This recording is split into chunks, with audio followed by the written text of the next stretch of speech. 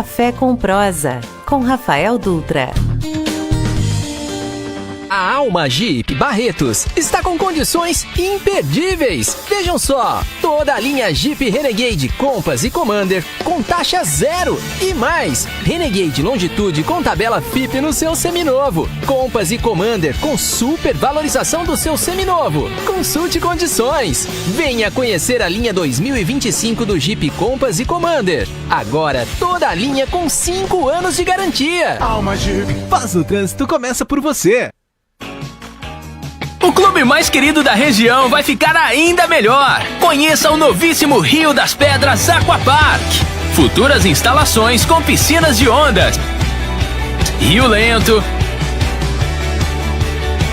mega tirolesa, free fall e muito, muito mais. WhatsApp 17981501366. Rio das Pedras Aquapark. A sua família merece essa diversão. Descubra a magia da higienização de estofados com a Imperial Clean. Elimine sujeira, ácaros e bactérias, garantindo um lar saudável para a sua família. Restaure o brilho e as cores originais do seu sofá como se fosse novo. Cuide da saúde e do conforto de quem você ama. Oferta exclusiva. Contrate agora e ganhe uma lavada simples no seu carro. Acesse nosso site imperialcleanestetica.com.br e agende uma visita já. E aproveite! Imperial Clean, os melhores serviços para deixar sua casa limpa e confortável. Pareço bruta, mas guardo um punhado de sentimentos. Nesses grãos, já pisaram de mocinhas a touro bandido e gente tão devota por rodeio que ganhei a fama de sagrada. As minhas marcas carregam o peso de muitas histórias. Chão do templo da nossa cultura. Sou a terra que há em Barretos. Terra da nossa gente. Terra de emoções. Em 2024, o fenômeno country internacional Corey Johnson, Jorge Mateus e muitos outros artistas vão levantar poeira em nossa arena. Celebre a maior festa do peão de boiadeiro da América Latina. Barretos 2024.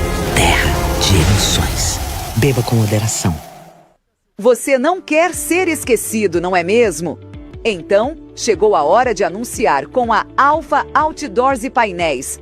A Alfa é líder no segmento de mídia exterior em Barretos e região. Ligue agora e anuncie com a gente.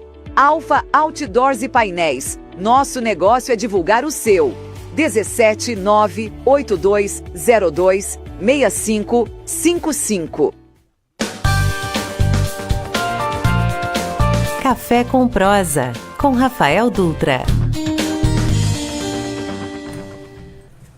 Na cidade de Barretos, 5 horas 4 minutos, está começando o programa Café com Prosa com Rafael Dutra, só que desta vez com Igor Sorenti.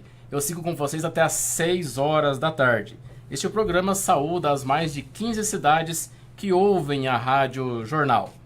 E aqui comigo na mesa, operando aqui de forma dupla, Adilson Garcia e Henrique. Muito boa tarde para você, é um prazer muito grande estar aqui novamente com esse programa líder de audiência, principalmente quando você está dirigindo.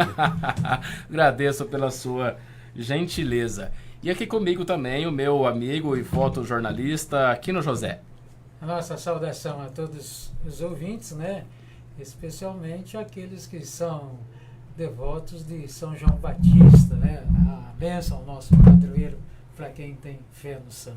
Verdade, hoje é o dia de São João. Sim, né? O dia, teórica, pelo menos os antigos diziam que é a noite mais longa do ano, né?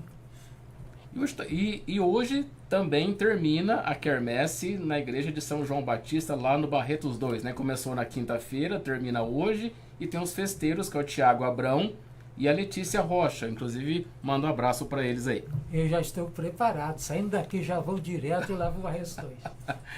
E o nosso programa é transmitido aí, além da Rádio Jornal 88,7, também pelo Facebook da Rádio Jornal e no YouTube do Rafael Dutra.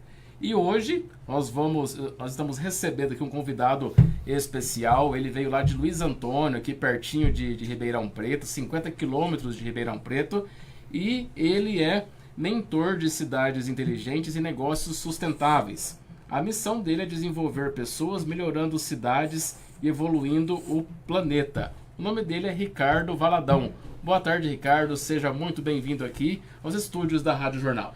Boa tarde, Igor. Boa tarde, ouvintes. Boa tarde, Barretos, e a todas as 15 cidades que estão nos ouvindo. É um prazer enorme, uma satisfação muito grande estar aqui e poder contribuir com vocês com aquilo que a gente faz de melhor. Ricardo, quem é você? Traça um perfil aí sobre... Quem é o Ricardo? O Ricardo é um entusiasta da gestão pública e da gestão privada. Eu digo que eu circulo muito bem entre as duas áreas devido às minhas experiências que me trouxe até aqui hoje. E desenvolver pessoas, desenvolver cidades, evoluir o planeta é algo que a gente tem que fazer e deixar como um legado para as próximas gerações. Maravilha. E você começou a trabalhar muito jovem, né? Conta um pouco sobre a sua história, a sua experiência inicial e o que motivou começar tão cedo. Vamos lá. 1995 foi quando eu cheguei na cidade de Luiz Antônio, vindo de Franca. Eu sou natural de Franca, terra do calçado, fiquei lá minha infância e juventude, mais ou menos, vamos dizer assim, porque meu pai viajou muito. Meu pai foi especialista de montagem de caldeira pesada, então meu pai viajou do norte a sul do Brasil, então a gente acompanhava ele quando era criança. Mas aí houve a necessidade de ficar num lugar e crescer ali. Foi quando ele escolheu Luiz Antônio para parar de viajar e a gente ter e ele acompanhar o nosso crescimento. Eu quase não via meu pai ficava às vezes obras de um ano embarcado em plataformas e etc. E quando eu venho para Luiz Antônio, eu falei, eu tenho 15 anos e aqui tem um programa chamado Guarda Mirim. Acho que aqui todas as cidades da região teve esse programa, que hoje, né, nós chamamos de Jovem Aprendiz, porque foi melhorando, né, a lei surgiu para dar mais garantias a esses jovens. E aí eu fiz a minha ficha, eu lembro, né, uma das habilidades que se exigia, que hoje nem existe mais, era datilografia. E eu tinha o danado curso de datilografia, fui lá, fiz a minha ficha com empolgação. E eu lembro que quando eu fui chamado, olha para você ver, era um período como esse, período eleitoral. Estava iniciando o período eleitoral e a gente estava pintando o muro dos candidatos. E aí vieram uma pessoa, me chamou e falou, você foi chamado lá para fazer uma entrevista na Usina Moreno, do Grupo Moreno. E aí foi onde eu comecei a minha experiência. Foi lá a minha base, foi lá que eu aprendi o que era um documento, o que era um departamento, o que era RH, o que era jurídico, o que era o financeiro. Eu lembro que eu falo que eu fui o primeiro e-mail da usina, que eu pegava o envelopinho de para, ia de... o correspondente alguém para alguém. Aí eu ia lá, levava, esperava ele preencher e voltava com aquele envelope. Muitas vezes tinha que ir correndo porque era urgente. Então foi aí que eu comecei, foi o meu início, a minha base foi na Usina Moreno. Aí você passou pela usina, depois passou por construção civil, fábrica de papel, prefeitura, banco e corretor de seguros. Como é que foi transitar e como que foi o aprendizado nesse período? Igor, é aí que eu falo que muitas vezes a gente olha para o passado, os nossos pais, as nossas referências, eles falavam que a gente tinha que ter uma carteira assinada e um emprego fixo e uma longevidade ali naquela empresa e fazer carreira. Vou dar 2 exemplos de como isso aconteceu. É lógico que isso me deixava um pouco entediado. Eu falei, nossa, eu vou ficar aqui minha vida inteira. E a minha mãe sempre teve um olhar mais clínico e eu falava assim, meu filho, você precisa seguir a área da administração. E eu ouvi no meu pai e ia para o lado técnico. Então eu fiz telecomunicações, eu fiz eletrotécnica, mas não era aquilo que me enchia os olhos. Quando eu fiz administração, aí que começou a minha transição nas carreiras, nos trabalhos. Saí da usina, lembro que... E aí eu fiquei um período parado, né, procurando estudar e ver o que eu fazia. E aí foi quando eu entrei na SA Paulista de Construções e Comércio, que é uma das maiores construtoras que nós temos no país. Ela que faz Interlagos, fez grandes barragens no Brasil todo. Ela ligava Ribeirão Preto, Araraquara, e aí eu fui trabalhar ali como comprador. E nessa experiência de comprador, a gente vai estudando cada vez mais. Foi quando eu terminei o curso de eletrotécnica, falei, não é isso que eu quero fazer. E minha mãe falou, filho, faz administração. Foi aí que começou toda a minha trajetória. Saindo da SA Paulista, eu fui trabalhar como auxiliar de logística, se eu não me engano. E aí foi depois desse... Foi numa outra empresa que nem citei ali, foi na TNT, que é uma das maiores empresas de logística do mundo. Ela que faz a logística da Fórmula 1. É uma empresa gigante. E ela tinha pego um contrato numa multinacional e eu fui trabalhar lá dentro. Saí de lá, fui pro Bradesco. Não, minto, ó, tô esquecendo. Saí de lá, fui pra Datapel, uma outra fábrica de papel que veio de Lagoa Santa, Minas Gerais. E ali eu comecei como auxiliar de compras e me tornei encarregado de compras. E assim, pegar uma empresa que estava só no terreno e você ver cada etapa dela sendo construída e você fazendo parte daquele processo, é enriquecedor, porque ao mesmo tempo que você estuda, você aplica aquela técnica, o controle de estoque, ou a parte de recrutamento e seleção, a parte de organização dos setores, isso aí fez com que eu visse na prática aquilo que a administração estava me ensinando. E aí você vem nas teorias de Fayol, de Taylor, de Ford, aí você vê, como que isso é real, né? Como que isso acontece aqui de verdade. Saindo da Datapel, eu fui pro banco, aí eu fui trabalhar no Bradesco. Tive uma oportunidade, falou, muito bom trabalhar aqui no Bradesco, e aí eu falo que também foi uma faculdade. O Bradesco é uma faculdade de formar bons vendedores, bons consultores. Eu falo que são consultores. Eu era corretor de seguros, e eu falo que ali eu não tinha salário. O salário era eu que fazia, então era totalmente 100% comissionado. E você vai para a linha de frente, aí você tem que aprender a vender. Só que eles te treinam, eles te ensinam. Você tem que saber fazer isso, você tem que abordar um cliente. Eu lembro que o meu primeiro cliente foi meu sogro. Eu vou testar o produto, eu já vou no meu sogro. Você tem que me ajudar aqui, ó. E aí ele comprou, eu falei, não, foi fácil. Agora eu vou para as fases mais difíceis. Então eu falava com as... Eu sempre auxiliei muito, sempre servi muito. Então eu ajudava muito o gerente também me ajudava. Então a gente colaborava um com o outro. A agência era, na época, né? Hoje tudo digital, ficou tudo mais simples, mais fácil. Mas na época o volume era muito grande. Muita gente sacando dinheiro, fazendo empréstimo ali na boca do caixa. E você auxiliar o gerente também nessa parte era algo que eu gostava, porque eu tinha contato direto com o público. E tendo contato direto com o público, você vê o lado mais humano das pessoas. Você vê que, falou, pô, eu posso ajudar ela nesse sentido.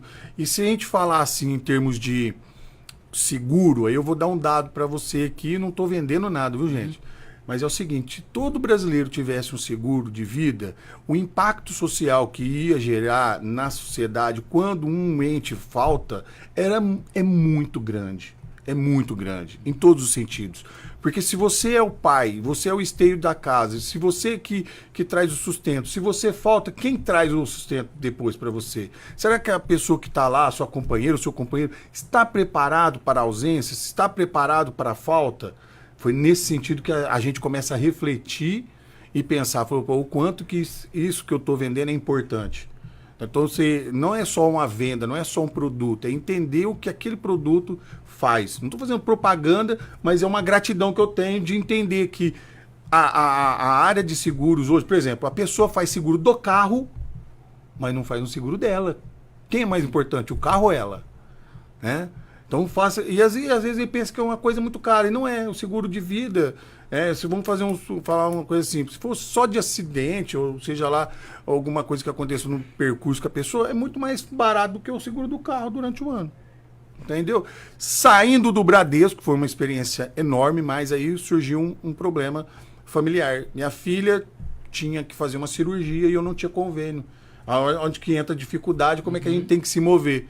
Eu falei, a única forma de eu ter um convênio, agora é entrando lá na fábrica, na International Paper, que é a fabricante hoje, o grupo chama Silvamo, mas é a que fabrica o Chamex, né, o papel que todo mundo aí lê, escreve e imprime, e eu precisava, né, ter um convênio médico. O que eu fiz? Entrei num curso técnico de química, que é fornecido na cidade, entrei como estagiário.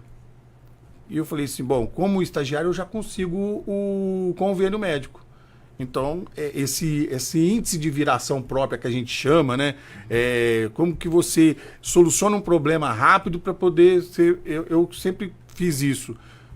Entrando lá, eu tive 4 promoções em um ano, que é muito difícil, para um início. Em um ano, você começar como estagiário, 3 meses eles já me contrataram e me passaram para o turno.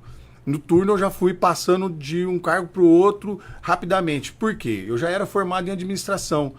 Então, querendo ou não, eu levava uma certa vantagem de entender o processo. Falei assim, então eu vou me dedicar aqui, vou mostrar que eu sei que a empresa ela valoriza aqueles que querem crescer. E aí eu cresci nessa empresa em 2 anos, né? Em praticamente um ano eu tive 4 promoções. Depois eu fiquei mais um ano, tive mais uma. E aí eu tive uma oportunidade, foi aonde entra o órgão público na minha vida.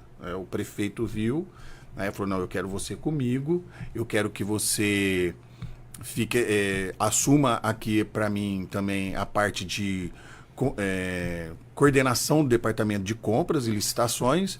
Foi bom, é um desafio, eu vou buscar essa formação aí, vou junto.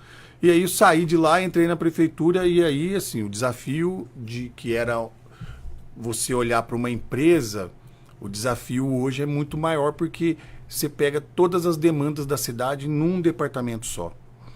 E quando a gente fala isso, a gente precisa, é o que eu falo, estratégia, estrutura e pessoas. E aí era um volume muito grande e a tecnologia não tinha ajudado a gente ainda lá. Era tudo na unha, as planilhas, o pessoal era na mão mesmo que fazia. Isso a gente está falando, tá, Igor, de 2008, 2009. Não estou falando de coisas muito tempo atrás. Já era da internet já. Mas tinha só Excel ali, né? E com aquelas fórmulas muito complicadas. Fórmula C, PROC, até hoje. Para algumas pessoas é um desafio enorme. E aí eu dou uma dica para os jovens, não é só você saber o que é tecnologia, é saber usar a tecnologia. PowerPoint, Word e Excel é o básico da informática do Office, né? Pacote Office, né? Nem informática assim, senão a gente vai entrar em linguagem de programação. E o que eu falo para os meus alunos e para os meus mentorados? O Excel é uma das ferramentas mais poderosas que existe para a gestão. Ela começa ali, você pode começar numa planilhinha básica, depois você aprende a fórmula, mas se você conseguir colocar todos os dados ali, hoje já existem ferramentas poderosas como o Power BI, que faz com que isso se torne muito mais relevante e gere impacto. Então essa experiência de trabalhar no departamento de compras me ajudou a enxergar como funciona o município.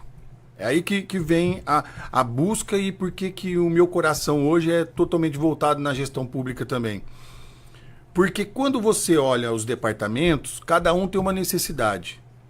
Mas existe uma coisa muito séria na gestão pública. Algumas pessoas que estão nos cargos, elas estão como Alice no País das Maravilhas.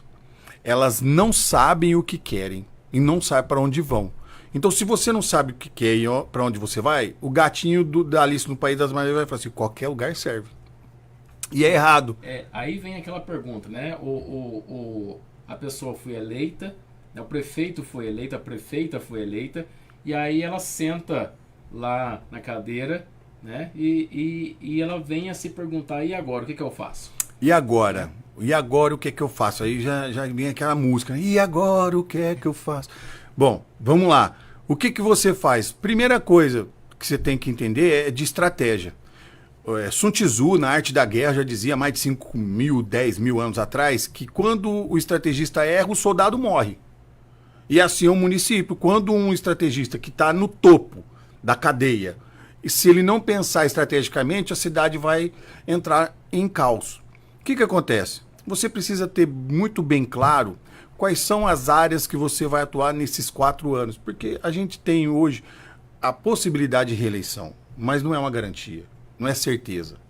Então você tem que governar por 4 anos. A gente sabe que o resultado dos 2 primeiros exercícios, dos 2 primeiros anos do mandato, é reflexo de quem deixou. Então você só tem praticamente, de verdade, 2 anos ou 1 ano e meio, porque quando chega a eleição você já tem que tirar o pé. Então eu falo que, no meu modo de vista, de ver isso, um mandato de 4 anos é pouco. 8 anos eu acho muito. Eu acho que o ideal seria 6 ou 7.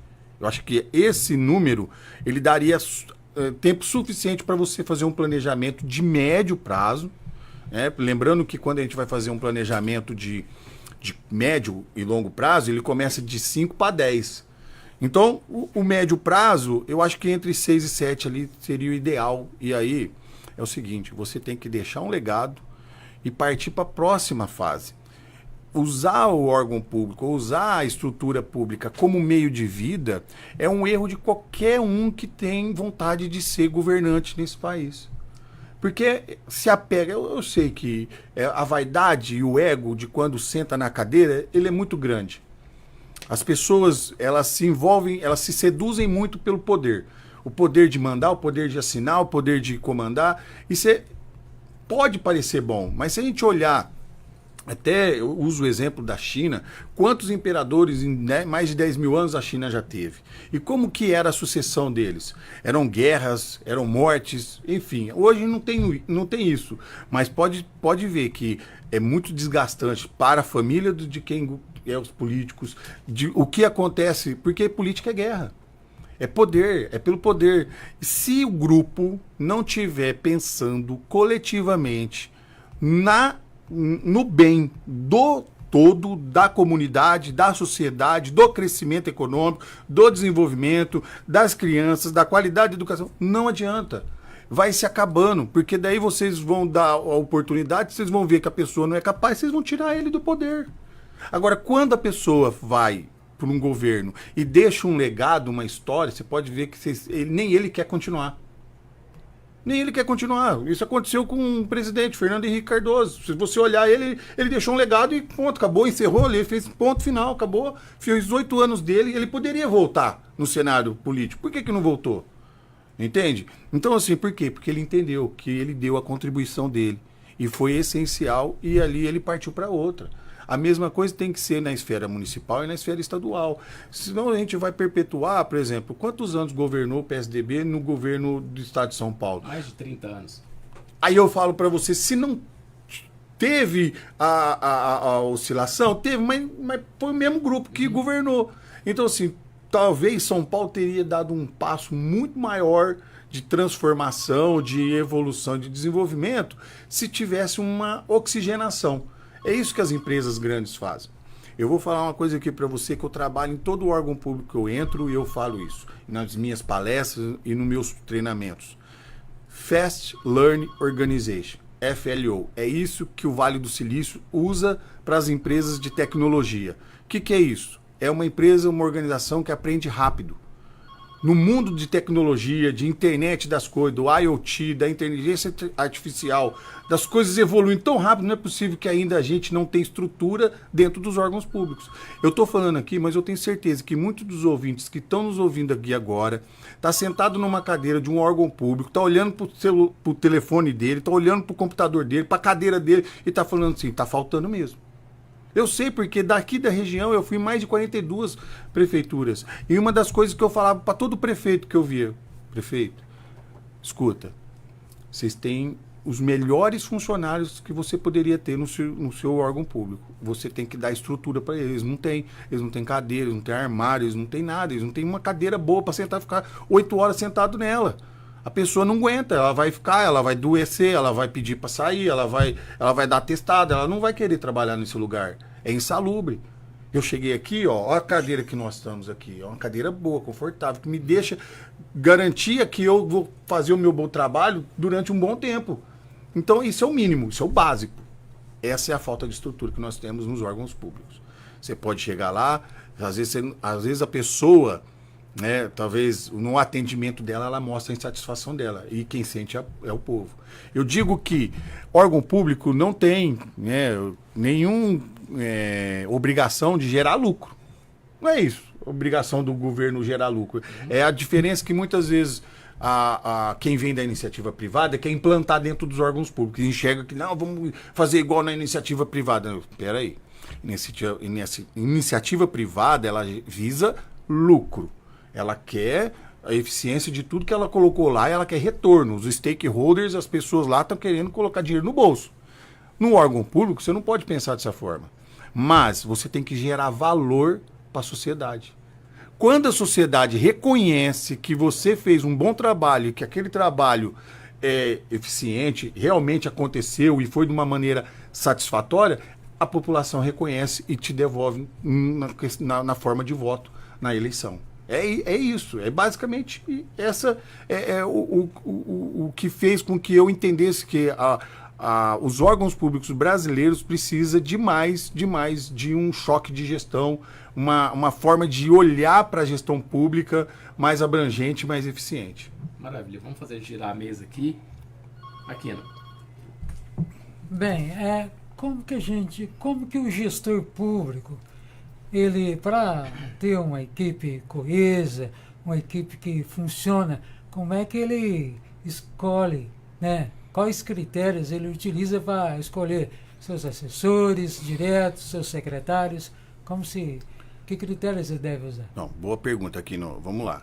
Para formar a equipe de gestão, ele tem que ter dois pontos de vista, né? Que é que geralmente ele tem que olhar com um olhar político, né? Porque quem ajudou ele a chegar lá? E o lado técnico. Ele tem que fazer um misto disso, mas um misto que garanta para ele a eficiência do trabalho. A pessoa ela pode ser política, mas ela tem que buscar formação também. Nós não podemos mais acreditar que pessoas, somente porque ela surgiu da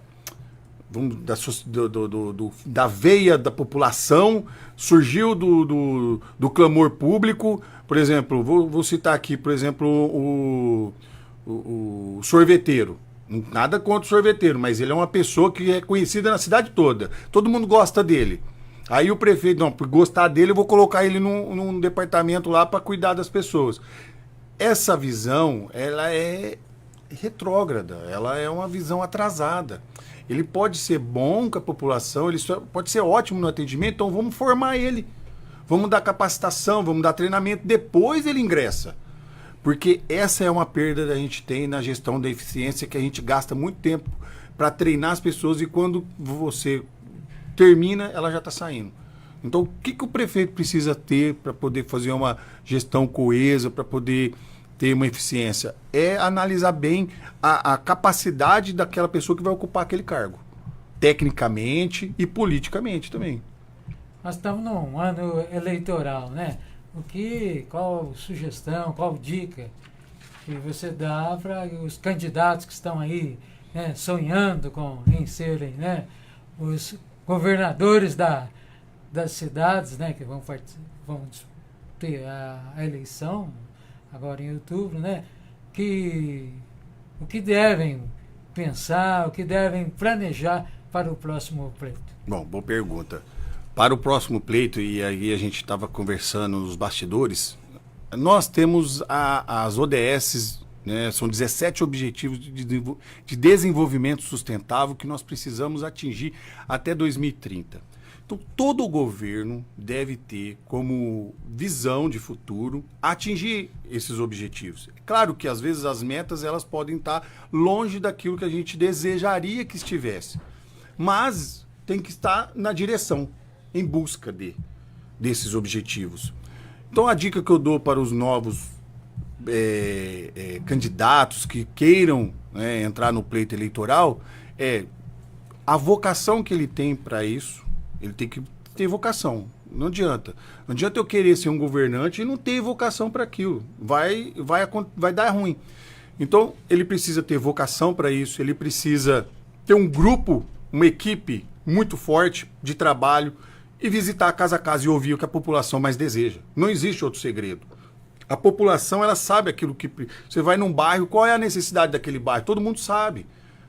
O Brasil sofre com falta de segurança pública, com iluminação inadequada, com falta de estrutura interna, como parques, como praças, quadras, enfim. A gente falta como projetos sociais. O Brasil nunca faltou dinheiro aqui. O problema do Brasil não é financeiro, o problema do Brasil é político e social. Nós precisamos olhar de maneira mais séria para as questões sociais, diminuir essa diferença de poder, dar acesso para as pessoas, e, em contrapartida, também e melhorar a questão política. Porque se for só pelo poder, eu acredito que ainda nós não vamos evoluir como país, como cidades e como Estado. Então, o que eu falo para os próximos candidatos é: se atentem nas questões mais sérias do nosso país, de maneira global, mas haja local. Porque você pode falar da fome no mundo, no planeta, no país, mas na sua cidade, no teu bairro, como que está essa questão? É isso que ele tem que trabalhar. Entende? E o eleitor, né? O eleitor, do ponto de vista do eleitor, aquele que não vai se envolver como candidato a nada, não vai participar de nenhum governo, né? Que critérios, né, que ele deve ter para escolher os seus candidatos, pensando numa boa gestão? Então, o que ele tem que fazer? Para ele renovar o voto dele no político que já está eleito, que já está no cargo, precisa ver o que foi feito. Se esse candidato realmente propôs políticas públicas que impactou na vida dele e na vida de todos. Ele não pode olhar somente para a questão própria dele. Eu falo uma frase que essa frase é muito forte: não troque proposta por propósito. Essa todo eleitor tinha que ter ela estampada na camisa. Não troque proposta por propósito. Ou seja, qual é o propósito de você votar num representante? É que não tem como toda a população entrar na Câmara dos Vereadores toda vez que vai votar e votar alguma coisa. Então é por isso que ele está lá, ele está representando. Esses representantes, eles têm que estar alinhados com as necessidades daquela população. Ou é um bairro, ou é uma cidade. Então é isso que eles precisam avaliar, se aquele candidato está propondo políticas públicas que impactem todos, não só numa pessoa, né? Então, se você está só você está sendo beneficiado, tem alguma coisa errada. Então é isso que o eleitor tem que olhar, né, com carinho. O gestor tem que estar sempre alinhado com a Câmara Municipal e vice-versa? É aí que está, né? O gestor, prefeito, vamos falar aqui em nível municipal, se ele não tiver alinhado com a Câmara, em questões de votar, de projetos, assim, a Câmara nunca vai votar numa coisa que não vai ser boa para a população. Eu sei que a guerra interna, né, de partidos é muito forte. Às vezes você não tem a maioria na Câmara, mas quando você tem a população do seu lado, fica difícil a Câmara ir contra. É isso que eu acho que a participação popular deveria aumentar nessas questões. Quando é uma questão muito séria, que vai impactar todos, a população tem que entrar em questões de audiência pública, chamamento público, para poder eles participarem efetivamente. Não é marcar uma audiência pública 3 horas da tarde, todo mundo trabalhando. Você não deu condição para a pessoa ir lá falar o que ela queria. Você tem que dar acesso para todos. E hoje tem tecnologia. A pessoa pode votar da casa dela. Hoje existe tecnologia para você fazer isso. Então, eles podem fazer isso. Então, o gestor público hoje, ele tem que ter essa avaliação, esse olhar de... Entrou, esse é o grupo que eu tenho, esses são os vereadores. Vereadores, vocês estão aqui por uma missão. Então, não é porque eu sou de um partido, vocês são de outros, que nós estamos remando contra. Eu acredito que o direcionamento deve ser um só, o progresso e o desenvolvimento da cidade. Muitas vezes não acontece por isso, por brigas políticas, por partidos, por blocos, o que eu acho um retrocesso novamente. Acredito que hoje, com as ferramentas tecnológicas que nós temos no Brasil e no mundo, para facilitar a participação popular, deve ser utilizado na gestão aí junto com os vereadores e o prefeito. Igor. Bom, eu vou fazer aqui uma pequena pausa para anunciar aqui o nosso patrocinador.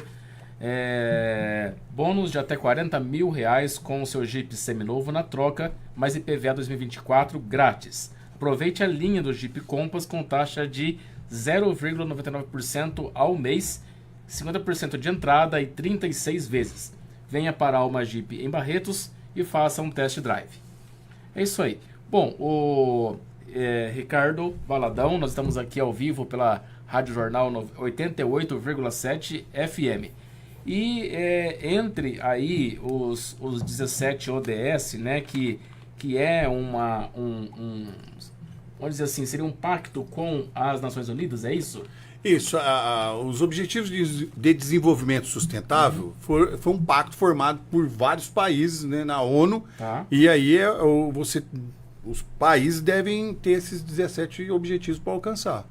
Dentre eles está aí a pobreza, né, o combate à pobreza, né, que é também, entre eles, um dos preceitos do governo federal, mas também Barretos, por exemplo, vem combatendo a pobreza no sentido de eliminar favelas, né?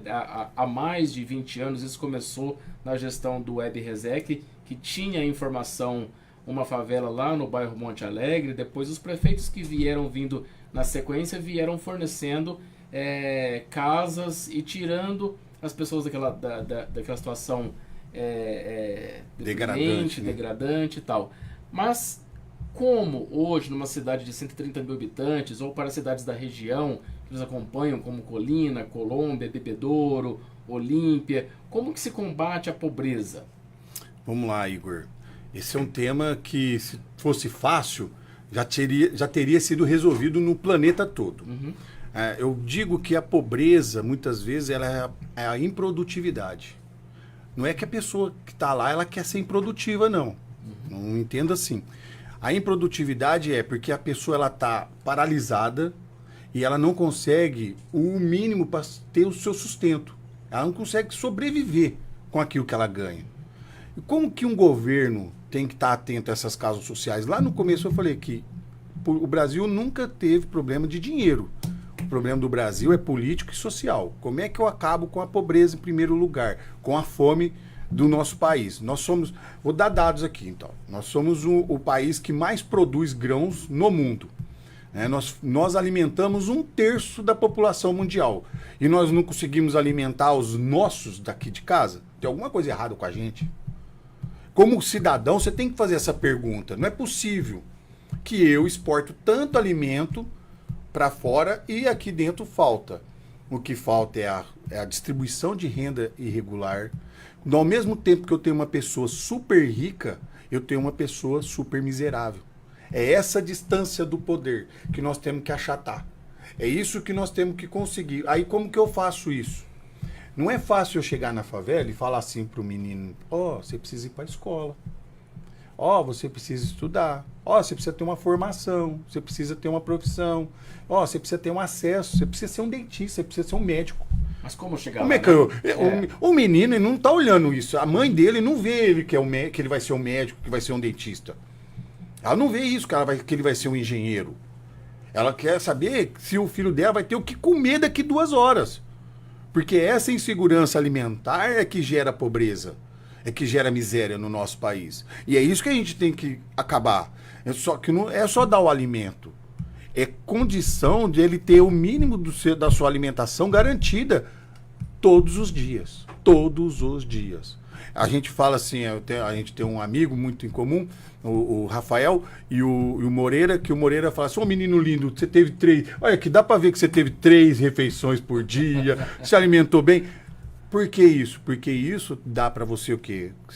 Seu cérebro trabalha melhor, você pensa melhor, você raciocina. Então, nesse sentido, eu não estou passando insegurança alimentar. Agora, quando eu tenho isso nas cidades, e isso vem proliferando, você falou para mim que tem 20 anos, já é longo prazo, nós estamos falando aqui, existe uma história dessas favelas, do início dessas favelas. Como que eu combato isso? Lógico, com um trabalho social muito bem feito, trabalhando em rede, CRAS, CREAS, assistência social, departamento de esporte, educação e saúde. A saúde é o pilar deles todos, porque sem saúde você não faz nada daquilo. Se você sobrecarrega o seu sistema de saúde com emergência, você não trata o planejamento que a gente fala, que é a prevenção. Então, muitas vezes você está fazendo tratativas corretivas da saúde, gastando dinheiro excessivo porque você não fez a prevenção bem feita lá atrás. Então você descarrega um dinheiro enorme na saúde. Você tem que descarregar um dinheiro enorme na educação. Mas essa educação, esse dinheiro que você está descarregando lá, está sendo é eficiente na educação de hoje? Nós estamos vivendo uma guerra intelectual, se a gente parar para olhar. Os alunos, eles têm acesso à internet e quando a professora fala, ele já viu aquilo e nem interessa mais naquilo que a professora está falando. Entende? Então, todas essas questões, elas têm que se fundir num momento e a gente tem que repensar se essa é a forma certa de fazer educação, se essa é a forma certa de eu fazer saúde. Porque eu venho fazendo. Porque é assim, ó. Quando você entra na administração, é um caminhão na descida, trocando os pneus, com ele andando. É isso. Aí eu entro, coloco 4 pneus novos, com ele na descida e continuo descendo. Não, a gente tem que ter uma hora que a gente tem que fazer, vamos parar. Vamos parar e vamos fazer a manutenção correta. Cidadão, nós vamos parar a prefeitura durante 1 ano para colocar as contas no lugar.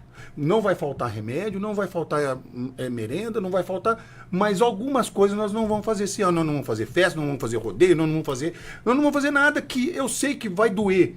Porque o lazer é algo que é garantido na Constituição. Mas nós temos que entender que as torneiras são... A fonte é a mesma, a caixa d'água é uma só. E quando você colocar suas contas no lugar, aí você vai conseguir fazer políticas públicas para solucionar o problema da fome. É dessa forma. Então, o problema ele é muito mais complexo do que só um objetivo. E aí, dentro disso, nós temos 17. Nós estamos falando de tudo, nós temos meio ambiente. Nós estamos vivendo aqui na nossa região uma das maiores secas que a gente já vivenciou.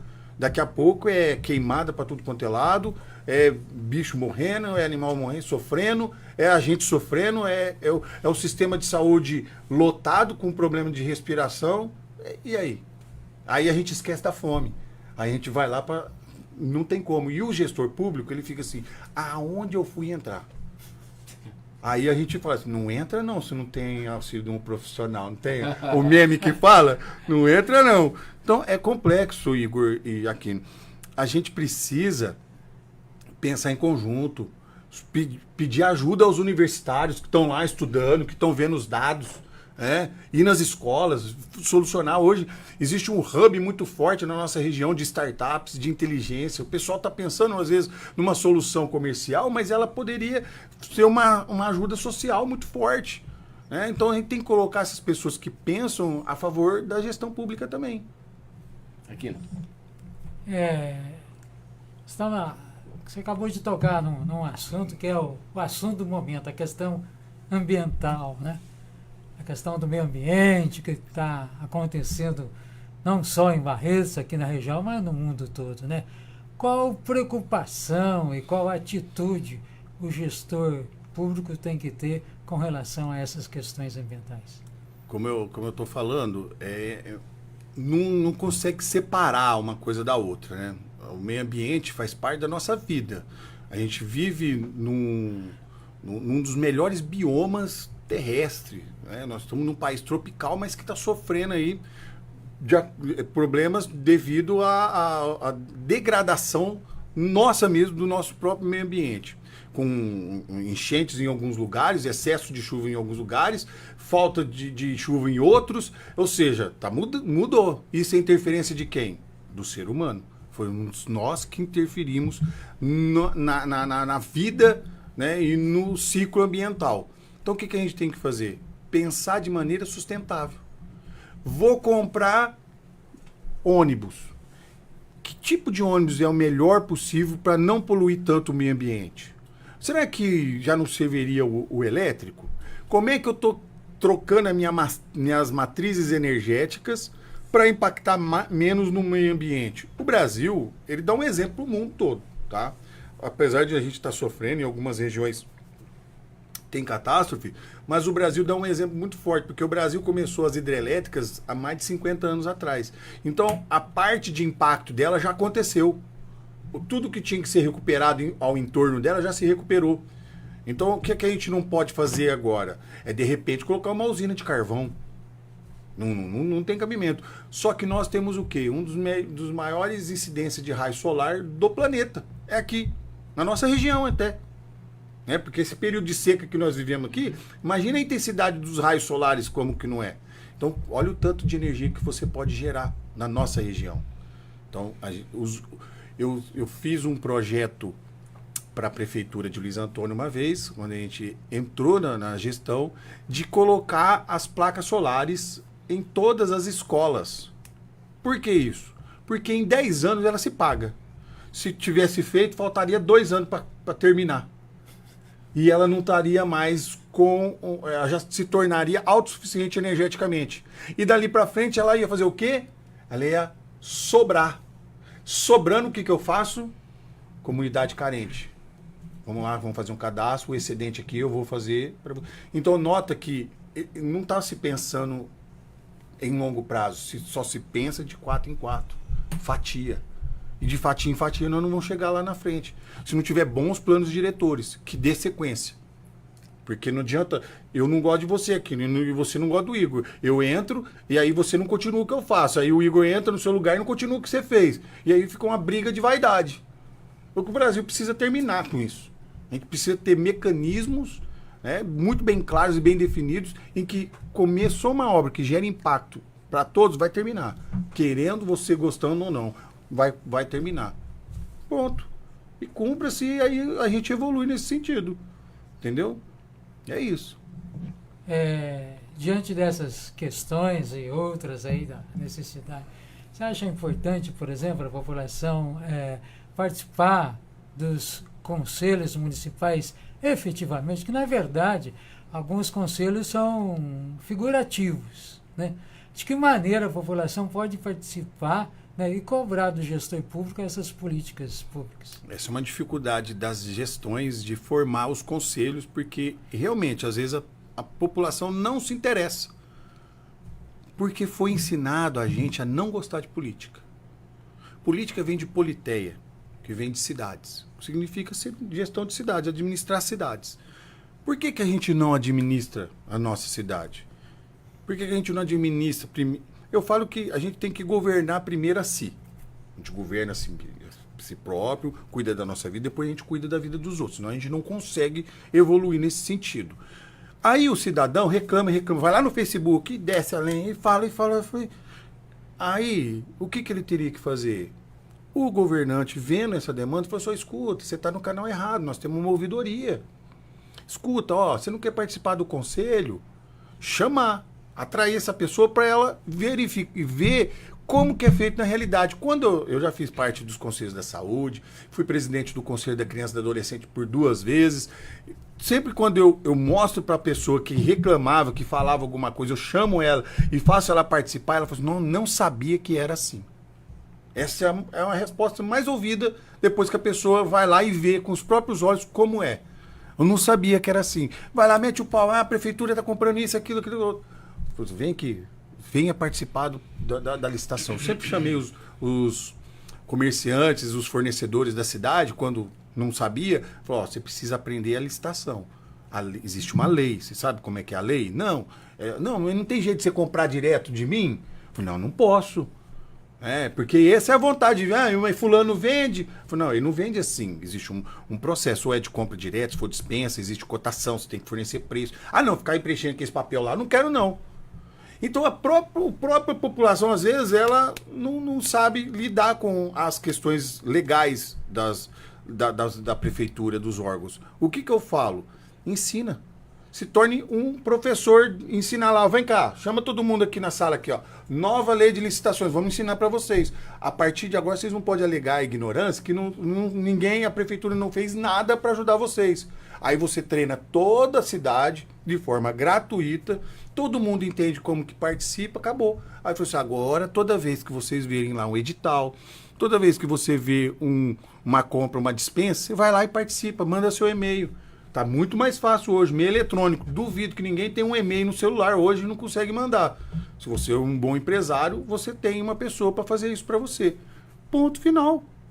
E você vai lá, eu estou ensinando vários fornecedores, amigos que vêm, como é que eu faço para mandar lá na cidade e tal? Eu falo assim, você vai mandar um e-mail assim, assado, tal hora, assim, pum, manda. É batata.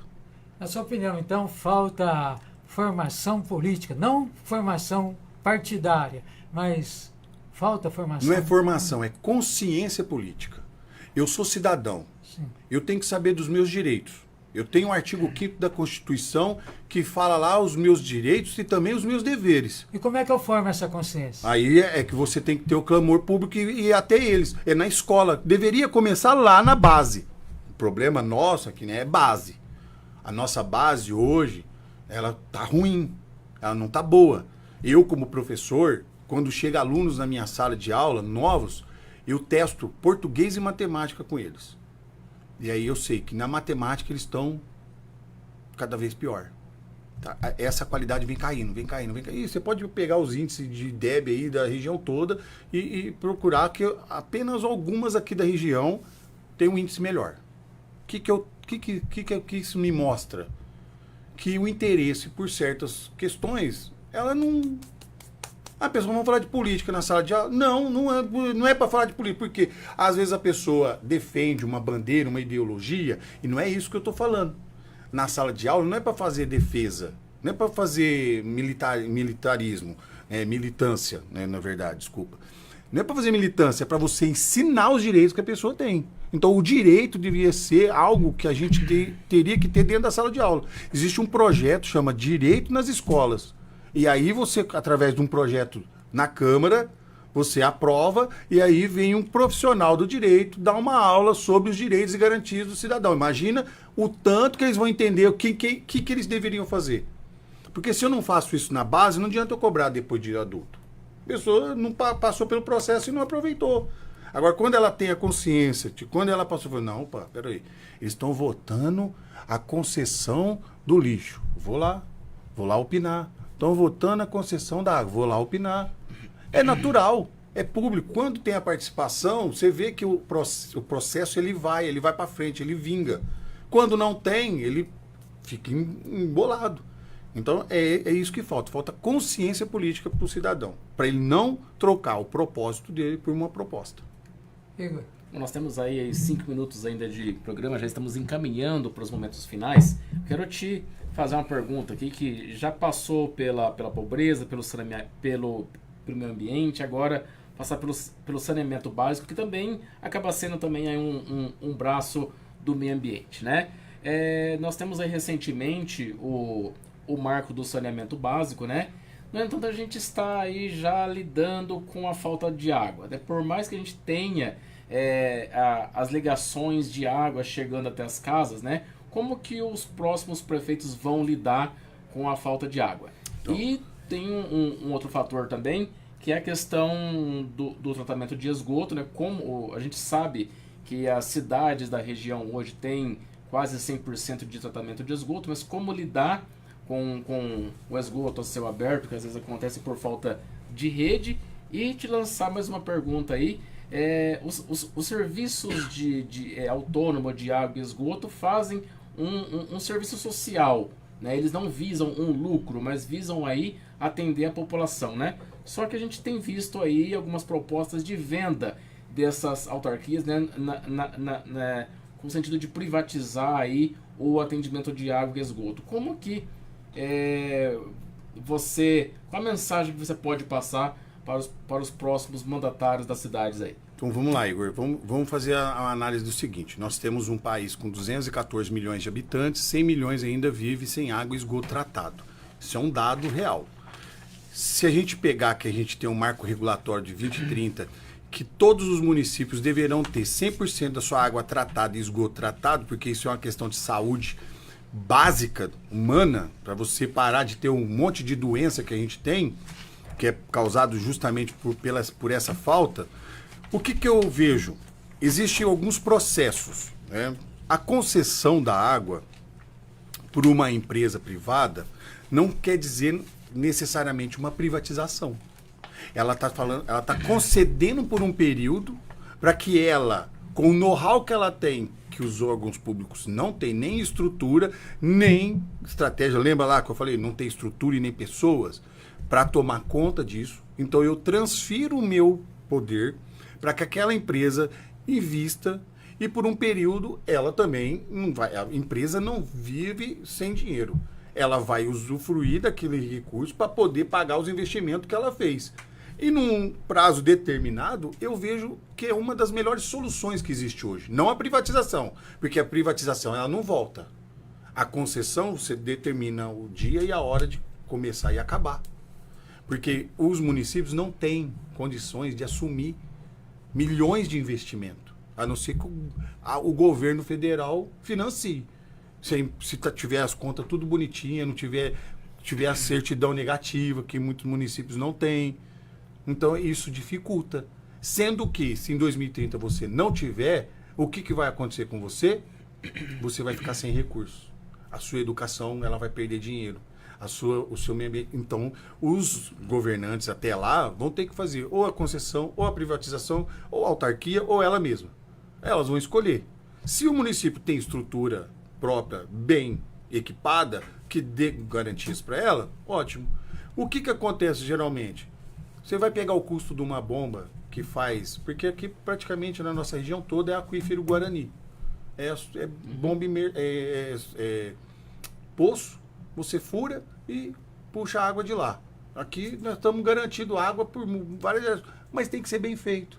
Aí você vai lá na estrutura, é fio queimado, é bomba que queima, aí falta água no bairro, é isso aqui. Quando você coloca uma gestão privada, isso não acontece. Porque tem segurança. Porque tem gente no local 24 horas. É monitorado por painel. Então, até que essa infraestrutura chega para o órgão público, houve investimento que a gente não tinha condições de fazer. Então, o município que já fez, ele está saindo lá na frente. Alguns municípios da região já fizeram.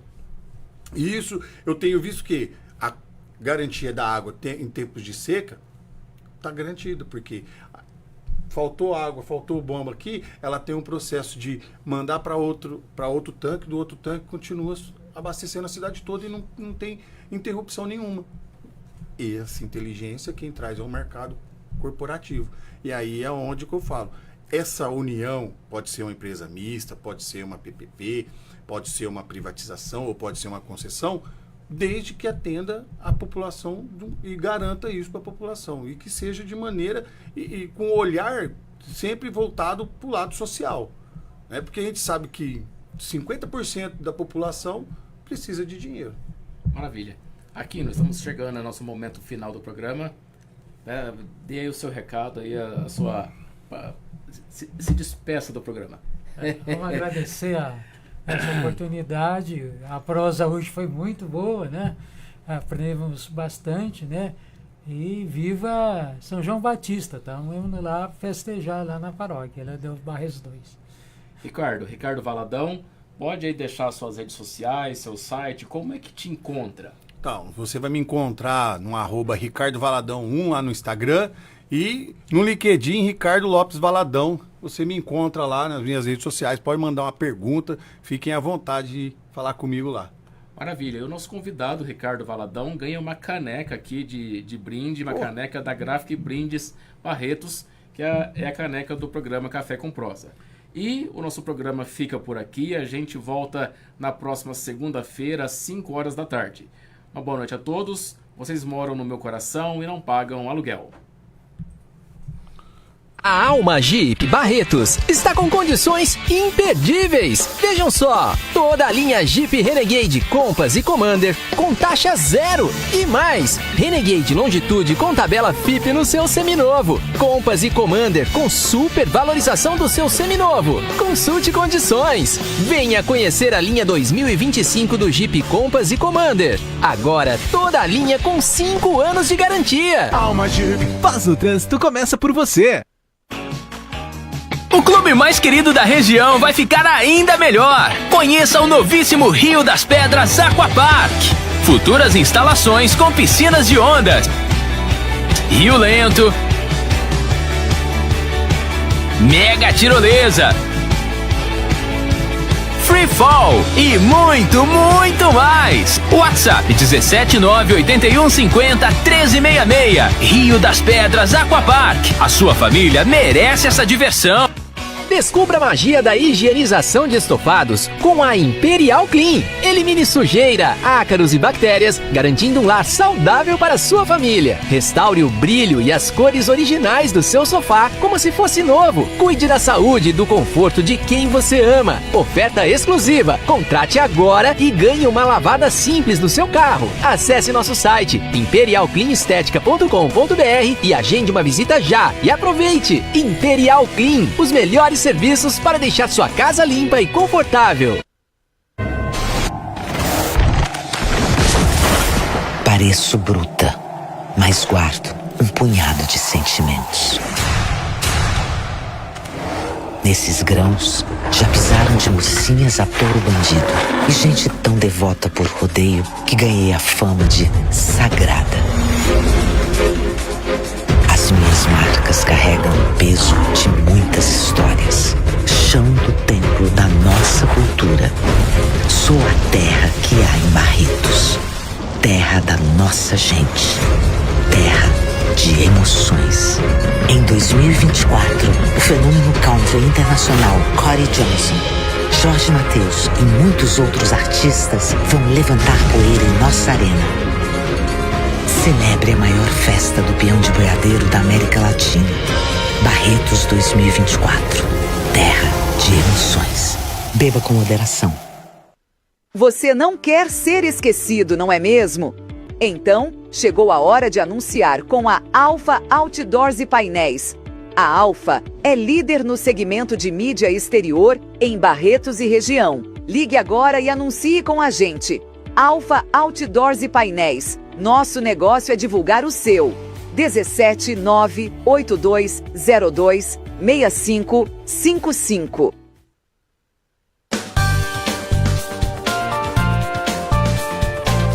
Inscreva-se em nosso canal e até a próxima!